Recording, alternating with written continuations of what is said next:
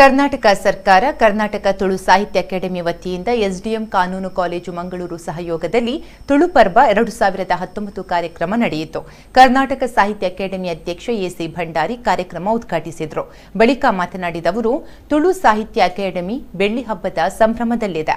ತುಳುನಾಡ ಸಂಸ್ಕೃತಿಯ ಮೂಲವು ಗ್ರಾಮೀಣ ಪ್ರದೇಶದಲ್ಲಿ ಅಡಕವಾಗಿದೆ.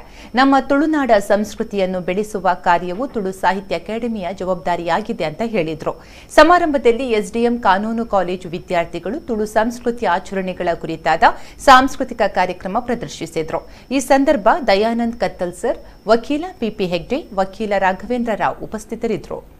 ಗ್ರಾಮೀಣ ಪ್ರದೇಶದ ಒಂದು ತುಳುನಾಡದ ಸಂಸ್ಕೃತಿ ಐದು ಒರ್ತೊಂದಂಚಿನ ಒಂದು ಪ್ರಯತ್ನ ಅಕಾಡೆಮಿ ಮಾಡ್ಕೊಡು ಅವು ದಾಖಲೀಕರಣ ಮೂಲಕ ಆಗುತ್ತಾರೆ. ಅವು ಅದನ್ನ ತುಳುತ ಸಾಹಿತ್ಯ ಸಮ್ಮೇಳನ ಮಾಡ್ಕೊಳ್ಳೋ ರೀತಿಯಲ್ಲಿ ಆಗುತ್ತಾರೆ. ಅವು ಬೇರೆ ಬೇರೆ ರೀತಿಯಲ್ಲಿ ಐದು ಒರ್ತೊಂದಂಚಿನ ಕೆಲಸ ಮಾಡ್ಕೊಳ್ಳೋ ಒಂದು ಕೆಲಸವು ನಾವು ಮಾಡ್ಕೊಳ್ಳೋ ಒಂದು ಆಲೋಚನೆ ಬರ್ತದೆ.